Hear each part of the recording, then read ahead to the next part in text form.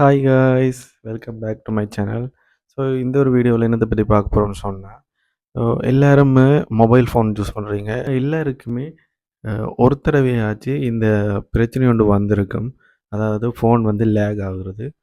இது வந்து நீங்கள் ஆண்ட்ராய்ட் யூஸராக இருந்தாலும் சரி, இல்லை ஐஃபோன் யூஸராக இருந்தாலும் சரி, 2 பேருக்குமே காமனாக வந்து இந்த ஒரு இஷ்யூ ஒன்று இருக்கும். ஸோ உங்கள் மொபைலை வந்து எப்படி ஸ்பீட் ஆக்குறன்றதை பற்றி நம்ம இந்த வீடியோவில் பார்க்க போகிறோம். ஸோ வாங்க வீடியோக்குள்ளே போகலாம். முதலாவது பார்த்தீங்கன்னு சொன்னால் கேஷ் மெமரி. ஸோ இதில் யூஸ் பண்ணுற டெம்பரவரி ஃபைல் எல்லாத்தையுமே சேவ் பண்ணி கொண்டு வரும். ஸோ இது வந்து இன்க்ரீஸ் ஆகிறதுனால ஸ்டோரேஜ் ஃபுல் ஆகிட்டுன்னு சொன்னால், அதாவது கேஷ் மெமரி அதிகமானாலே மொபைல் வந்து லேக் ஆக வழிகட்டுரும். ஸோ இது ஒரு ஆண்ட்ராய்ட் யூஸராக இருந்தீங்கன்னு சொன்னால், ஆண்ட்ராய்ட் ஃபோனில் வந்து செட்டிங்ஸ் ஓப்பன் பண்ணிக்கோங்க. செட்டிங்ஸில் வந்து ஆப்புக்கு போங்க.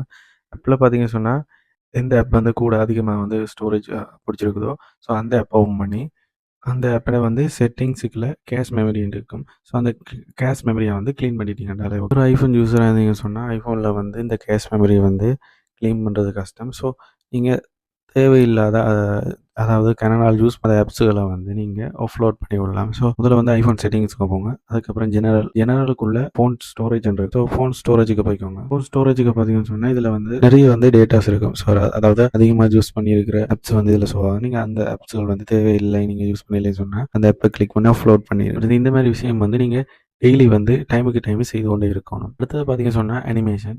இந்த அனிமேஷன் வந்து ரொம்பவே நல்லா இருக்கும். ஆனால் ரொம்ப லோட் ஆகும்.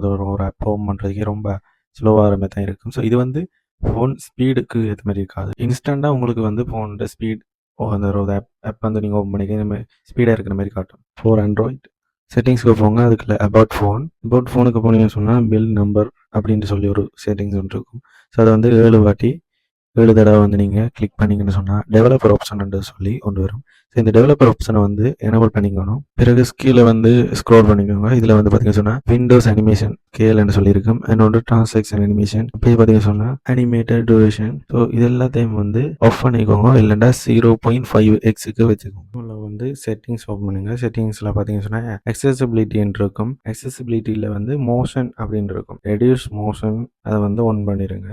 இந்த மோஷனை வந்து ரெடியூஸ் பண்ணுறது மூலமாக என்ன நடக்கும் சொன்னால், கிட்டத்தட்ட இந்த அனிமேஷனால் வர அந்த ஒரு எஃபெக்ட் வந்து இல்லாதனால ஆப் ஓப்பன் பண்ணிக்கோ, இல்லைன்னா வீடியோ ப்ளே பண்ணிக்கோ, இல்லை மெசேஜ் பார்க்க வந்து உங்களுடைய அந்த ரெஸ்பான்ஸ் வந்து அதிகமாக இருக்கும்.